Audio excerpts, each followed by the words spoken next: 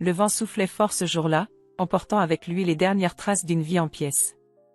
Marie se tenait seule dans l'immense église, ses yeux fixés sur le cercueil de son fils, Lucas, qui reposait désormais sous la terre. Autour d'elle, les visages étaient flous, noyés dans la brume de la tristesse. Mais son cœur était ailleurs, son esprit battait contre une vérité qu'elle refusait d'accepter. David, son mari, n'était pas là. Il avait choisi de ne pas assister à l'enterrement de leur fils, préférant ses vacances à la douleur qu'il considérait comme inutile. Marie avait appelé plusieurs fois, espérant que la voix de son mari à l'autre bout du fil briserait le silence. Mais c'est une froide indifférence qui lui répondit, « Ce garçon inutile a toujours été un fardeau pour nous. Tant mieux qu'il soit parti. Ce n'est même pas mon problème. Je suis en vacances. » Ces mots résonnèrent dans son esprit comme une gifle, glaciale et implacable. Son cœur se serra et une onde de colère la traversa, suivie d'un abîme de tristesse. David venait de lui prouver, dans un seul souffle, que l'amour qu'elle pensait encore avoir pour lui n'était qu'une illusion. Elle se retrouva à regarder le cercueil de son fils, la douleur et la confusion se mêlant dans son esprit. Lucas, ce garçon qu'elle avait tant aimé, qui avait toujours été là pour elle, avait été rejeté, négligé, et maintenant il n'était plus. Et David, l'homme avec qui elle avait partagé sa vie, n'avait même pas eu la décence de lui accorder un peu de soutien. Comment en était-elle arrivée là? La question tourbillonnait dans sa tête comme un vent déchaîné. Les souvenirs affluèrent alors, des moments partagés avec Lucas, ses rires, ses pleurs, ses efforts pour combler le vide laissé par un père absent. Mais il avait aussi été victime de l'absence émotionnelle de David. L'indifférence de ce dernier, sa quête incessante de pouvoir et de réussite, l'avait fait oublier l'essentiel, son fils, Lucas, avait besoin de lui. Et cela, David ne l'avait jamais vu, jamais compris. Marie serra les poings, se retenant de pleurer. Elle avait eu tellement de doutes pendant les dernières années, se demandant pourquoi Lucas semblait si fragile, si seul. Est-ce ma faute? Est-ce que je l'ai laissé trop souffrir? Mais ce jour-là, dans cette église vide, elle comprit quelque chose qu'elle n'avait jamais voulu voir. David n'avait jamais été là. Il n'avait jamais vu Lucas, et il ne l'avait jamais voulu. Son regard se tourna vers le ciel gris à travers les vitraux de l'église. Tout est-il terminé? Est-ce que c'est vraiment la fin? La voix de son mari, distante et glaciale, résonnait encore dans son esprit, s'immisçant dans son cœur comme une douleur persistante. Mais il était trop tard pour cela. Elle n'était plus la femme qui attendait des excuses. Marie savait que la vérité était là, nue et implacable, son mari ne l'avait jamais aimée comme elle l'avait cru, et son fils avait souffert de cette absence. Au moment où l'ultime adieu fut prononcé et que le cercueil fut scellé dans la terre, Marie se leva. Elle avait décidé qu'elle ne resterait plus dans l'ombre de l'indifférence. C'était fini. Elle n'attendrait plus rien de cet homme qui avait été son mari, celui qui n'était jamais présent. Son fils était parti, et il n'y avait plus de place pour David dans sa vie. Elle se dirigea vers la sortie de l'église, sentant le poids de la solitude l'envahir. Mais, au fond d'elle, quelque chose de plus grand qu'elle commençait à naître. Une forme de colère, mais aussi de résilience. Ce n'était pas la fin, c'était le début d'un autre chemin. Elle devait trouver un moyen de se relever, pour elle-même, pour Lucas. Le vent soufflait toujours, mais Marie ne le ressentait plus. Elle était assise dans le salon de sa mère, Jeanne, son cœur encore lourd, mais son esprit déjà empli de décisions nouvelles. David était parti depuis 2 jours, une ombre absente qui, désormais, n'avait plus aucun pouvoir sur elle. Elle avait pris une décision radicale. Son mariage, cette institution qu'elle avait construite avec soin, était désormais un fardeau qu'elle n'était plus prête à porter. Les souvenirs de Lucas affluaient par vagues. Chaque rire, chaque moment de tendresse qu'ils avaient partagé, mais aussi cette solitude silencieuse que son fils semblait toujours porter en lui, même lorsqu'il se blottissait contre elle pour chercher une forme de réconfort. Elle se souvint des premières années où Lucas, petit garçon joyeux, avait toujours voulu plaire à son père. Mais rien ne suffisait jamais. David avait toujours été distant, presque froid. Bien que ce soit Lucas qui manquait de confiance en lui, c'était le mari de Marie qui semblait incapable de lui offrir un peu de cette chaleur humaine dont il avait tant besoin. Ce matin-là, Jeanne, sa mère, était plus calme que d'habitude. Elle n'avait pas posé de questions. Elle savait, comme Marie, que parfois les mots ne suffisaient plus. Elle s'était déjà retrouvée dans d'autres moments difficiles, mais jamais avec une telle gravité. Jeanne se leva, alla vers la bibliothèque et sortit un vieux coffre en bois. Il était là, dans un coin de la pièce, depuis des années. Marie l'avait toujours vu, mais jamais elle n'avait eu l'idée d'y jeter un coup d'œil. Aujourd'hui, pourtant, c'était nécessaire. Jeanne s'assit à côté de sa fille et ouvrit doucement le coffre. À l'intérieur, une pile de lettres anciennes. Des lettres écrites de la main de Lucas, adressées à son père. Marie en rougit de honte et d'émotion. C'était la première fois qu'elle les voyait. À mesure qu'elle les lisait, des larmes montèrent à ses yeux. Ces lettres étaient des appels à l'aide, des témoignages de l'amour que Lucas portait à son père, mais aussi des plaintes silencieuses sur son manque d'attention. Ces mots étaient des larmes non versées, des cris étouffés par l'indifférence de David. Dans l'une des lettres, Lucas écrivait « Papa, je sais que je ne suis pas parfait, mais j'ai besoin de toi. Je veux que tu sois fier de moi, mais je me sens comme un fantôme à côté de toi. » Marie s'arrêta, son cœur battant à tout rompre. Elle avait toujours cru que Lucas souffrait à cause de ses propres faiblesses, mais ces mots dévoilaient une vérité cruelle. Lucas n'avait pas simplement besoin de soutien, il avait besoin d'un père. David n'avait jamais vu cela. Marie ferma les yeux, se sentant trahie non seulement par David, mais aussi par elle-même. Comment avait-elle pu ne pas voir la profondeur de la souffrance de son fils? Est-ce ma faute? Elle avait toujours voulu protéger Lucas, mais avait-elle négligé son propre rôle dans cette dynamique toxique? La culpabilité la submergea, mais elle savait qu'elle ne pouvait plus revenir en arrière. La vérité était maintenant là, inévitable, et il fallait qu'elle fasse face à cette réalité. Jeanne, qui avait observé sa fille, prit la parole doucement. « Marie, tu as toujours été là pour lui, mais tu n'avais pas les clés pour comprendre ce qu'il ressentait. David a créé un mur entre toi et lui. Mais maintenant, c'est à toi de reconstruire. » Ces mots de sa mère étaient à la fois une consolation et un appel à l'action. Marie sentit que l'heure était venue pour elle de prendre les rênes de sa vie et de briser les chaînes de la souffrance. Elle regarda les lettres, les parcourant une dernière fois, avant de les poser sur la table. Puis, elle tourna son regard vers sa mère, plus déterminée que jamais. « Je vais faire quelque chose de ce que Lucas a laissé derrière lui. Je vais lui rendre hommage de la seule manière qui compte désormais.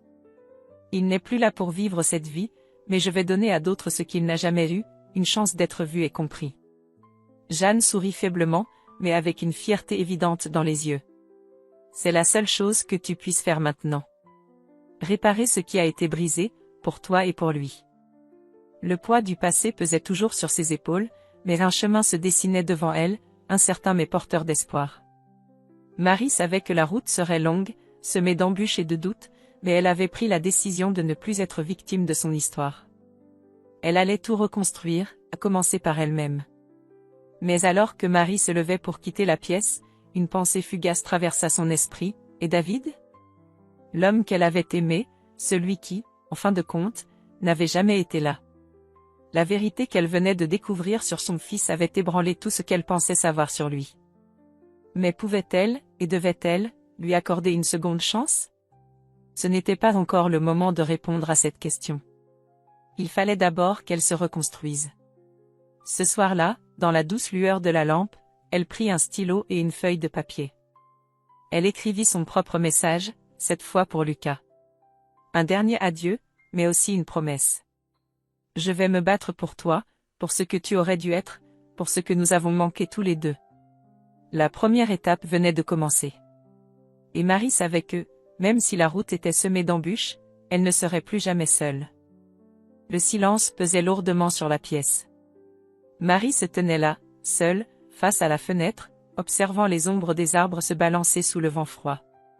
Lucas était parti, et la présence de David, son mari, avait cessé d'avoir un quelconque poids. Elle l'avait enfin repoussé hors de sa vie, mais un vide restait. Elle ne savait pas encore comment remplir ce vide, mais elle savait qu'elle ne permettrait plus à David de contrôler son destin, ni celui de son fils. Cela faisait quelques jours qu'elle avait pris une décision radicale. L'idée de couper définitivement les ponts avec David, de le retirer de l'entreprise familiale, lui avait semblé impensable avant, mais aujourd'hui, elle n'hésitait plus. Chaque minute passée à supporter son absence d'empathie, ses remarques froides et son indifférence à l'égard de leur fils, l'avaient conduite à cette action. Il n'y avait plus de place pour lui, dans son cœur ni dans sa vie. Lorsqu'elle annonça à David qu'il était exclu de l'entreprise familiale, que toutes ses cartes de crédit étaient annulées, il réagit exactement comme elle l'avait imaginé, il s'emporta immédiatement. La colère dans sa voix, le ton haut, presque menaçant. Mais Marie, contre toute attente, ne trembla pas. Elle écouta, stoïque, les éclats de voix se propager à travers l'écran de son téléphone. Sa respiration était calme, son esprit clair. Elle savait exactement ce qu'elle faisait. « Marie, tu es en train de faire une erreur. Je suis toujours ton mari. Je suis celui qui a contribué à bâtir cette entreprise. Ce n'est pas toi qui peux décider seul de tout cela. » La voix de David tremblait désormais de rage, mais elle savait qu'il disait cela pour tenter de la manipuler, de lui rappeler qu'il avait été son pilier, qu'il avait aidé à bâtir leur vie. Mais ce n'était plus leur vie. Ce n'était plus leur histoire. Lucas était mort, et la vie qu'ils avaient menée n'était qu'un mirage. Marie avait ouvert les yeux, et rien ne pourrait la ramener en arrière. Elle prit une grande inspiration, avant de lui répondre, d'une voix calme mais ferme, « Ce que tu as fait à Lucas, ce que tu fais à moi, ne peut plus être toléré. C'est fini, David. Il n'y a plus de place pour toi ici. » Les mots frappèrent comme une décharge électrique, et David resta muet un instant. Ce silence, plus lourd que tous les mots qu'il aurait pu dire, signifiait qu'il savait que quelque chose de fondamental avait changé. Marie avait pris son pouvoir. Elle n'était plus la femme qu'il avait cru pouvoir manipuler, la femme qui se contentait de l'indifférence et de la négligence. Il tenta de revenir à la charge, mais ses mots étaient plus désespérés cette fois. Il comprenait que la situation échappait à son contrôle. « Tu ne peux pas faire ça, Marie. J'ai toujours été là pour toi. On a construit tout ça ensemble. Ce n'est pas juste. » Mais Marie ne s'y a pas. Elle savait que David ne voyait pas le monde de la même manière qu'elle. Son monde était rempli de calculs, de conquêtes professionnelles, de biens matériels. Mais Marie avait vu la vérité, David n'avait jamais été là quand Lucas avait eu besoin de lui. Il n'avait jamais été là pour les moments difficiles, pour les faiblesses humaines, pour les batailles émotionnelles. Et à présent, il n'était plus qu'un homme perdu dans ses propres mensonges. Elle raccrocha sans un mot de plus, sentant une étrange légèreté l'envahir. Elle était maintenant prête à commencer un nouveau chapitre, à se libérer enfin des chaînes invisibles qui l'avaient retenue pendant tant d'années. Marie se tourna vers la fenêtre et regarda le ciel d'un bleu profond. Ce ciel, infiniment grand et ouvert, représentait tout ce qui restait à découvrir, tout ce qui restait à vivre. Elle sentit qu'une partie d'elle-même, une part cachée et endormie, venait de se réveiller. Elle n'avait pas encore pris de décision sur ce qui allait suivre. Elle ne savait pas où son chemin la mènerait, mais elle savait que l'avenir qu'elle construirait n'aurait rien à voir avec celui qu'elle avait vécu jusqu'ici. Le vide laissé par Lucas était insurmontable, mais il était aussi l'étincelle qui allumerait la flamme de son avenir. Le lendemain, alors que la lumière du jour baignait la pièce d'une lueur douce, Marie prit son téléphone et contacta Jeanne. Il était temps de passer à l'action. Elle ne voulait plus vivre dans l'ombre de ce qui était devenu son passé. Le moment était venu de rendre hommage à Lucas, de lui offrir la possibilité d'aider ceux qui en avaient besoin. Elle allait créer quelque chose de réel, quelque chose d'important. Une fondation. Un endroit où les jeunes, ceux qui souffraient comme Lucas, pourraient trouver l'aide qu'il n'a jamais eue. Elle allait enfin faire en sorte que son fils vive à travers cette œuvre, que son amour et sa mémoire servent à faire la différence. Jeanne l'écouta avec calme, mais une fierté évidente dans la voix. « C'est un beau projet, Marie. Tu vas y arriver. Et cette fois-ci, tu ne seras pas seule. » Marie sentit son cœur se gonfler d'une nouvelle force. « Non, cette fois-ci, je serai là pour moi-même et pour Lucas. Il ne faut pas que ce qu'il a vécu soit en vain. » Le chapitre se termina sur un regard déterminé de Marie, debout dans son salon, son esprit empli de nouvelles résolutions. Elle avait pris son avenir en main, elle était prête à faire face à tout ce qui viendrait, sans plus jamais regarder en arrière. Le passé était derrière elle. L'avenir, bien qu'incertain, était désormais plein de promesses. Marie se tenait devant le miroir, observant le reflet d'une femme qu'elle ne reconnaissait pas tout à fait. Son visage, marqué par les épreuves, semblait plus vieux que son âge. Les cernes sous ses yeux témoignant des nuits sans sommeil, des journées remplies de pensées sombres et lourdes. Mais dans ce regard, il y avait quelque chose de nouveau, quelque chose qu'elle n'avait jamais vu auparavant, une lumière, fragile mais persistante, une lueur de détermination. Ce n'était pas une lumière de joie, mais de résilience, de guérison en devenir. Ce matin-là, elle avait pris une décision. Elle avait besoin de comprendre ce qui s'était passé dans le cœur de Lucas, de mieux comprendre pourquoi il avait souffert ainsi, pourquoi il avait cherché l'amour de son père sans jamais le trouver. Elle devait se réconcilier avec son passé, avant de pouvoir avancer. Pour cela, il lui fallait des réponses. Elle avait passé des heures à fouiller dans les papiers, à retrouver d'anciennes photos, des lettres, des témoignages de l'époque où Lucas était encore vivant, et maintenant elle était prête à se rendre à l'endroit où tout avait commencé. La maison de David, là où ils avaient passé leur première année de mariage, là où Lucas avait grandi. Il était temps de faire face à ce passé. Elle conduisit en silence, le paysage défilant sans qu'elle ne prête réellement attention. Chaque kilomètre parcouru semblait la rapprocher d'un monde qu'elle pensait avoir oublié. Mais aujourd'hui, elle savait que ce n'était pas le passé qu'elle avait oublié, c'était juste un passage qu'elle n'avait pas encore osé franchir. David ne serait pas là. Il était trop occupé à ses affaires, loin de tout, comme toujours. Mais cela n'avait plus d'importance. Arrivé devant la maison, un sentiment étrange l'envahit. Cette maison, autrefois remplie de promesses et de rêves, semblait désormais vide et abandonnée. Les fenêtres étaient closes, le jardin négligé, comme si tout ici avait été figé dans le temps. Elle prit une profonde inspiration et franchit le portail. En entrant dans la maison, l'odeur familière du bois et de la poussière se mêla à une sensation de nostalgie qu'elle n'avait pas anticipée. Chaque pièce était un écho du passé, chaque objet un souvenir de ce qu'ils avaient été. Mais ce n'était pas le David d'autrefois qui l'avait attiré ici. Ce n'était pas pour lui qu'elle était venue. C'était pour Lucas. Elle se rendit dans le salon, s'assit sur le canapé où ils avaient partagé tant de moments ensemble, des rires, des disputes, des projets. Ici, elle avait espéré que leur vie serait différente.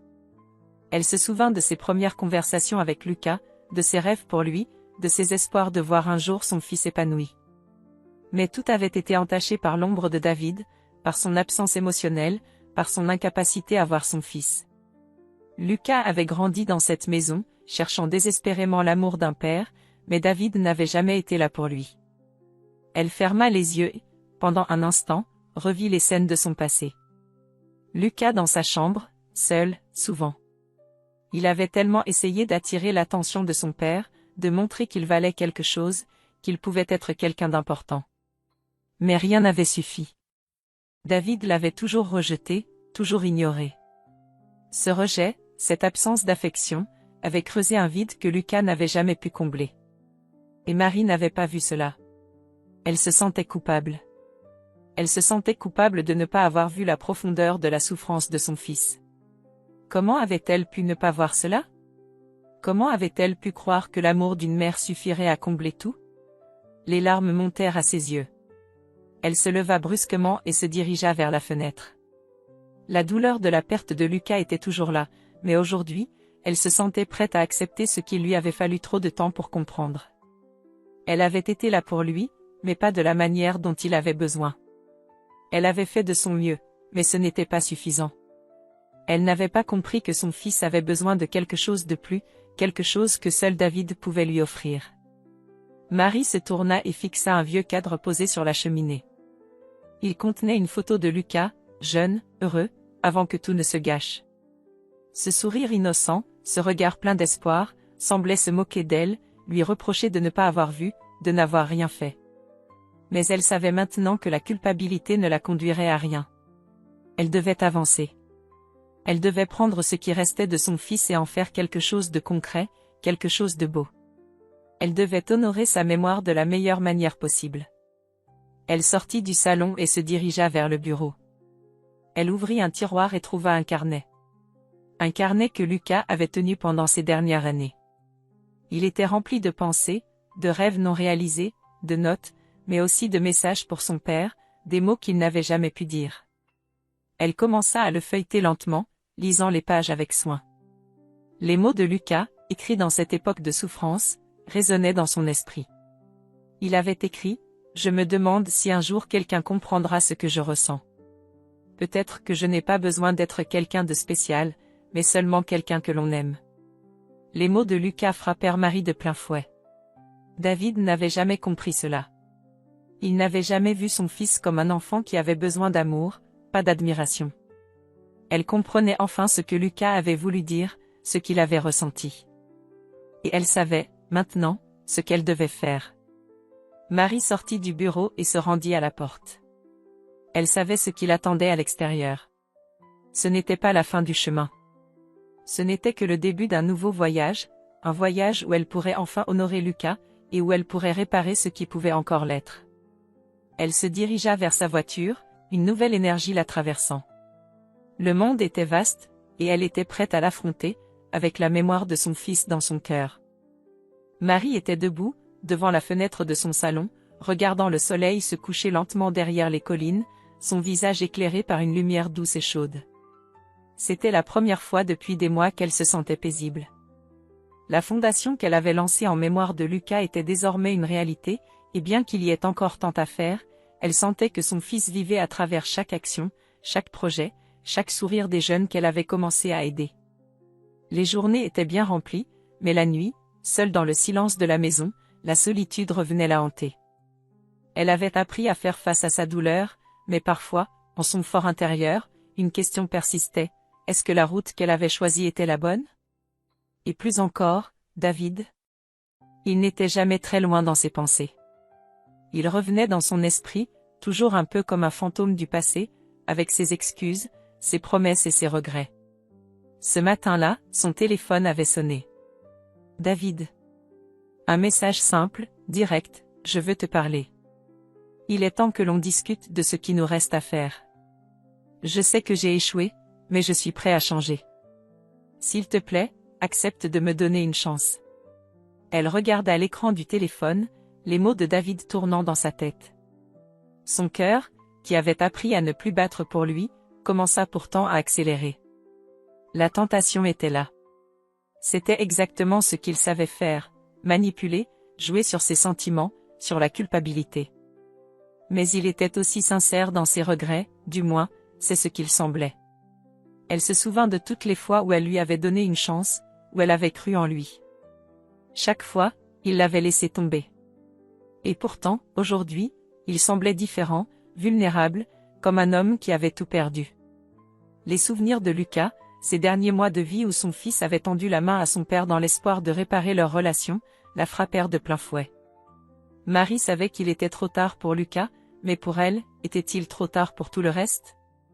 Elle se tourna vers le canapé où elle s'était effondrée tant de fois en pleurant, mais cette fois, il y avait une certitude dans son regard. Elle ne pouvait pas tout effacer. Elle ne pouvait pas simplement retourner dans cette relation brisée. Elle prit une décision radicale. Elle alla dans son bureau et prit une feuille de papier. D'une main ferme, elle commença à écrire une lettre. Ces mots étaient simples, mais pleins de poids, chacun soigneusement choisi pour éviter les illusions, les faux espoirs. Elle ne voulait pas de demi-mesure. Elle ne voulait plus d'ambiguïté. David, je t'ai donné des années de ma vie, j'ai cru en nous, en toi. Mais il est trop tard pour reconstruire quelque chose de ce qui n'a jamais été. Ce que tu as fait à Lucas, ce que tu as fait à notre famille, c'est irréparable. Je ne peux pas continuer à vivre dans l'ombre de tout ça. Je t'ai pardonné, mais je ne peux pas revenir. Je ne suis plus la même personne, et je ne serai plus jamais cette femme qui espérait un changement de ta part. Il est temps que nous avançons chacun de notre côté. Marie. Marie relut la lettre une dernière fois, vérifiant que chaque mot représentait exactement ce qu'elle ressentait. Elle n'avait aucune envie de discuter. Elle ne voulait plus se laisser prendre dans un tourbillon de promesses non tenues. Elle voulait seulement la paix. Mais, alors qu'elle regardait son téléphone, une pensée lui traversa l'esprit, et si David avait changé réellement? Et si ce n'était pas trop tard pour lui, pour eux? Peut-être que sa réponse était encore en lui, quelque part sous cette couche de mensonges et de regrets. Elle soupira profondément, puis, après quelques instants de doute, appuya sur le bouton de suppression. Le message resta dans l'oubli numérique. Elle savait qu'elle avait fait ce qu'il fallait. David était devenu un passé lointain, un homme qu'elle n'avait pas aimé comme elle le pensait, et qui avait montré ses véritables couleurs trop tard. Le temps passait. L'ombre de son passé se dissipait lentement, et l'avenir prenait forme dans les gestes de chaque jour.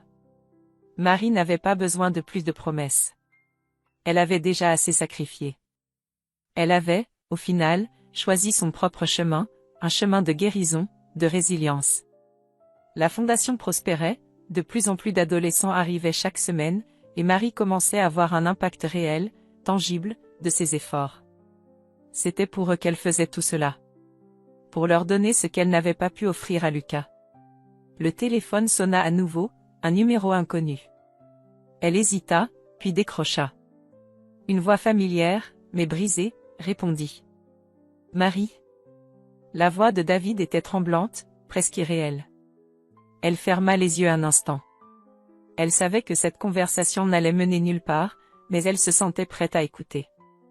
Pas pour lui, mais pour comprendre une fois pour toutes, pour tourner la dernière page de ce chapitre. « David », dit-elle d'une voix calme, mais ferme, « il est temps de laisser le passé derrière nous.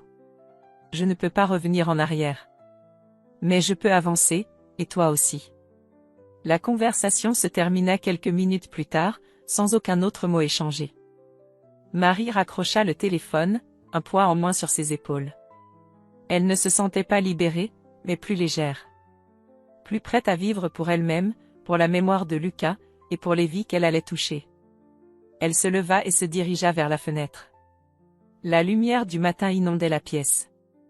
Elle savait que, malgré tout ce qu'elle avait traversé, l'avenir restait plein de possibilités. Ce n'était pas un chemin facile, mais c'était son chemin. Celui qu'elle avait choisi. Le soleil se levait lentement sur la ville, baignant la pièce d'une lumière dorée, douce et chaude.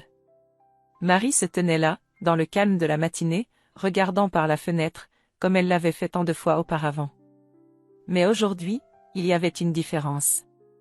Aujourd'hui, il n'y avait plus de poids sur ses épaules, plus de doute dans son cœur. Elle avait fait tout ce qu'elle pouvait. Elle avait confronté ses démons, elle avait dit au revoir à son passé, et surtout, elle avait trouvé la paix. Les derniers mois avaient été un tourbillon.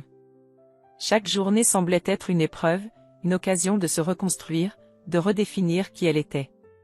Mais elle savait maintenant que la transformation ne se produisait pas en un instant. C'était un processus. Un voyage intérieur où chaque étape comptait. Et chaque étape l'avait menée à cet instant précis. Le silence qui l'entourait n'était plus un fardeau. Il était devenu un symbole de sa liberté retrouvée. Elle avait pris une décision. Après des mois de travail acharné, la fondation dédiée à Lucas avait trouvé sa place dans le monde. Les premières étapes étaient franchies, mais il restait encore beaucoup à faire. Mais ce n'était pas cela qui occupait son esprit. Ce qui comptait, c'était qu'elle avait trouvé un moyen d'honorer son fils, de réparer en quelque sorte ce qui avait été brisé.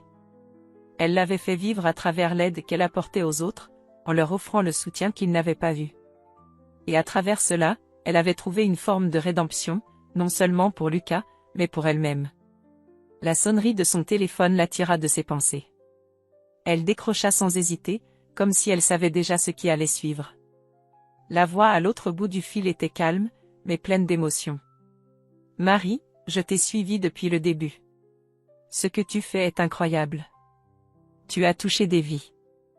Tu m'as inspirée. » C'était Jeanne, sa mère, sa confidente. Ces mots résonnaient comme un écho de tout ce qu'elle avait fait pour arriver ici.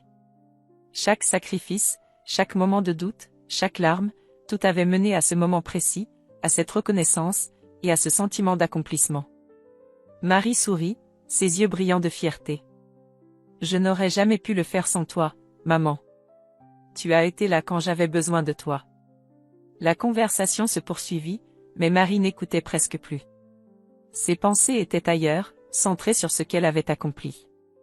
Elle savait que le chemin n'était pas terminé. Il restait encore tant à faire. Mais aujourd'hui, elle se permettait de respirer, de savourer le fruit de son travail. L'histoire de Lucas, la souffrance qu'il avait vécue, avait pris une autre direction. Et c'était la sienne maintenant.